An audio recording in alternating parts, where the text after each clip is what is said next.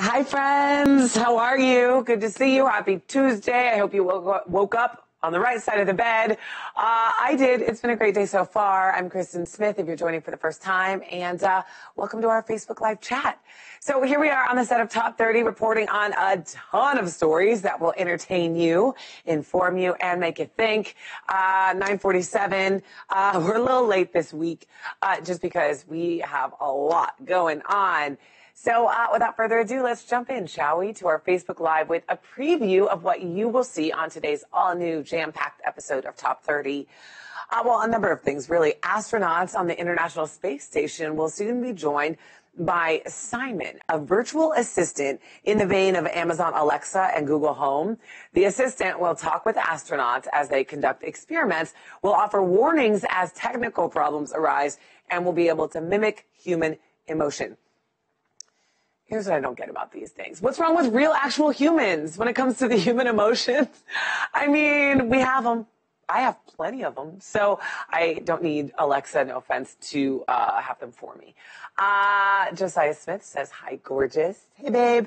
That's my husband. Okay, you guys, so let's move on. What else are we talking about today? In the midst of the Me Too movement and just after International Women's Day, of course, the nonprofit CARE has released kind of a disturbing study. It's about workplace culture around the world. And really, guys, the most shocking takeaway I found from this survey of 10,000 adults, 1 in 4 men thought it was okay to expect sex from an employee. Yeah, join us for the story. It is shocking. In today's Top 30 Talk, Richard and I discuss a ton of things. Wednesday's National School Walkout against gun violence.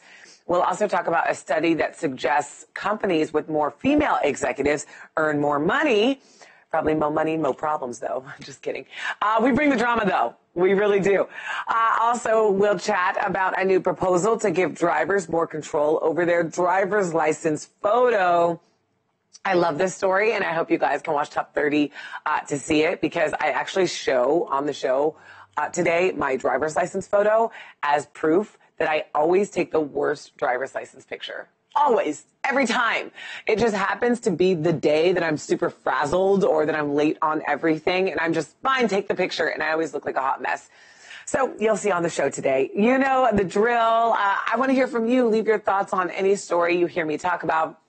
Something maybe you saw on the show yesterday or this week that caught your eye, or if you just want to say hello. I love those too. Let me know where you're from. Jeffrey Price, good afternoon. Sweet from Chicago. Hey, Jeffrey. Josiah, another Josiah, same first name as your husband. Hi, it's a great name. You know, Josiah, the youngest king in the Bible. Look it up. Jay Lee Smith, good afternoon from New York in the house. Hi, Jay Lee. Good to see you guys. All right, it's already been a crazy day at the Top 30 studio. Some behind-the-scenes stories for you. This morning, do you guys follow me on Instagram? Kristin Smith TV. I am trying my absolute best to keep up with my Insta stories and give you guys an in-depth behind-the-scenes look at the show. So follow me, Kristin Smith TV, if you can. So this morning we had a lot going on. We filmed a live hit with our friends at the Jason Show in Minneapolis. We had the chance to talk about all the day's hottest entertainment stories. I love hanging out with my friends in Minneapolis from, gosh, what did I talk to Jason about today? We talked about Kelly Ripa taking on an internet troll that called her husband short. Her response was so good.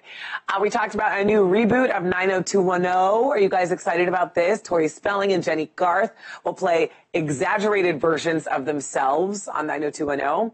And, gosh, we talked about a lot of things. We also talked about, what was that other thing? Oh, Justin Bieber and Selena Gomez. You know how they're on again, off again, on again, off again? Well, I guess now they're off again. So what else are people talking about today? Apparently more reboots. CNBC is bringing back Deal or No Deal with host Howie Mandel. Did you guys like that show? Deal or No Deal? Are you excited for it to come back? I really liked that show. I thought Howie did a great job with it. So that's coming back. Dumbledore has been rebooted in the form of Jude Law, sorry. Totally different than Judge Law. I don't know a one Judge Law, actually, but I do know the Jude Law. Anyway, so that's being rebooted in the just dropped trailer for the next film in the Harry Potter universe. The Saints are bringing back quarterback Drew Brees. They just signed a 2-year, $50 million deal extension. So a lot of reboots of sorts. Quick left turn. Guyana is in the house. Hi, Bridget Albert from Guyana. Faiso Ahmed, hello from East Africa, Somali. Amazing. I love seeing our international viewers here on Facebook, so thank you guys for tuning in. Rex Ted Fig from Canada is in the house. Herbert Snow from Chicago. Cyrus, good morning. How have you been? Hope the family is well. The family is well. Thanks, Cyrus. Joyce Walton from Columbia, South Carolina. And Jennifer from Switzerland. Hi, you guys. This is great. We've got Lou Branch from North Carolina here. Thank you guys for tuning in. Okay, people are also talking about today, the special election today in Pennsylvania's 18th district. Are you guys into politics? Yes, no, maybe so.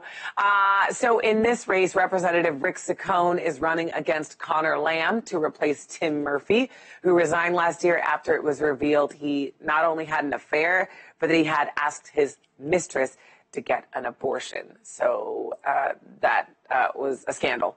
The polls are neck and neck, with Lamb, a Democrat, having a slight edge in a district that President Trump won by some 20 points in 2016. So we'll see tonight what happens. And if a blue wave truly is starting to form for the midterms, we'll see. Hi from Philly, Latoya. Okay, over the weekend, in what was billed as a rally for Saccone, President Trump made headlines for a nearly 80-minute speech that covered a wide array of topics: Korea, election night 2016, Oprah, drugs, Maxine Waters, being presidential, Obama, Clinton, and Bush. Little mention of Saccone himself, though. The real news, though, was that 969 days until the 2020 presidential election, Trump also announced his re-election slogan. Any guesses? Keep America great. The president said that he's already followed through of making America great, so the only option now is to keep it that way. A little shameless self-promotion. Oh, by the way, I made America great. What do you think of his new campaign slogan, Keep America Great? Do you agree with him that he did make America great and now he just has to keep it that way? Do you have any better suggestions? Let me know. Speaking of 2020, another potential candidate made news over the weekend for announcing she will not run. When asked on multiple Sunday shows, Massachusetts Senator Elizabeth Warren said she has no intention. She also has no intention of taking a DNA test after an op-ed in a Massachusetts paper said it was the only way to put the controversy of her Native American heritage to rest. In response to Chuck Todd, Warren said, "I know who I am and never used it for anything, never got any benefit from it anywhere." She followed up saying, Native Americans are being harmed daily. Someone needs to bring attention to their struggle. All right. Leroy Barnes says 45 is sick in the head. Fred Coleman, good morning from Dallas. Kimberly Smith says, hate it. She hates President Trump's new slogan. Okay, thank you guys for your thoughts. Jeffrey is talking about the Football Hall of Fame. Dina from Boston, Massachusetts. All right, you guys. Consuelo Davis, hello from Columbia, South Carolina. Okay, I'm sorry if I can't get to all of you guys. There's a lot of you hanging out today, and I appreciate it. But a full 967 days out, Trump has that new slogan to throw on the hat that he's throwing into the ring. Warren is out. So who do you think will or should hop into the race for 2020? One person who won't run, but now has some extra time on his hands to consider other roles in public office, Rex Tillerson. This morning, Rex Tillerson was replaced as Secretary of State. Did you guys hear that? In an early morning tweet, the president said, Mike Pompeo, director of the CIA, will become our new Secretary of State. He will do a fantastic job. Thank you to Rex Tillerson for his service. Gina Haspel will become the new director of the CIA and the first woman to be chosen. So President Trump says congrats to all. So this announcement was kind of shocking in its abruptness, even to Rex Tillerson. Don't you hate that when something's happening to you and you're like the last to know? Rex Tillerson, whose top deputy said he was unaware of the reason for his dismissal. It comes after months of suspected turmoil between the president and his secretary, which culminated late last year after a report surfaced that Tillerson called Trump a moron. Remember that? Tillerson never flat out denied the report. He's probably like, Maybe I called him a moron. Maybe. This news also comes at a busy time for the White House in terms of global diplomacy, with the president set to meet with North Korean leader Kim Jong-un by May, and the White House hosting a discussion today on peace in the Gaza Strip. Tillerson follows economic advisor Gary Cohn and communications director Hope Hicks in a recent parade of staff leaving the White House. But Tillerson isn't alone this week. Just yesterday, John McEntee, an aide of the president, was allegedly escorted from the White House for unspecified security issues. So we still don't know what happened there, really. So as we spend this week filling out our March Madness brackets, maybe we should consider a similar bracket for the White House. What do you think? Could be fun.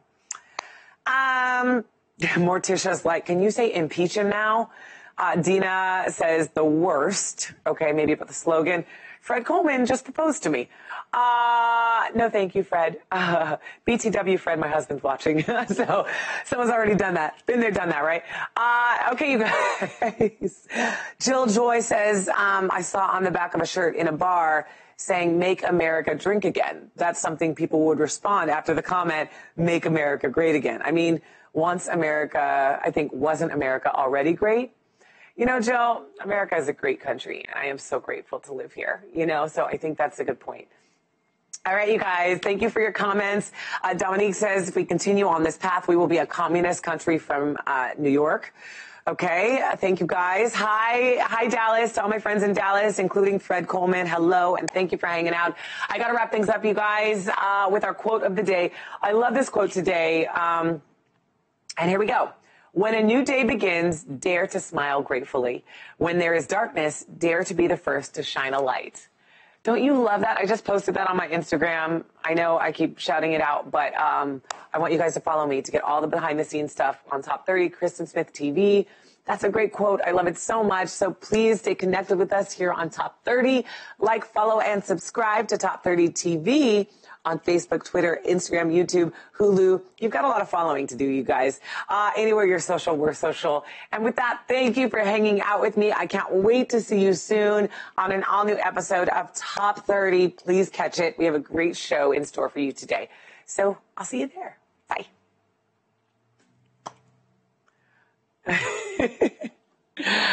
Look at the comment.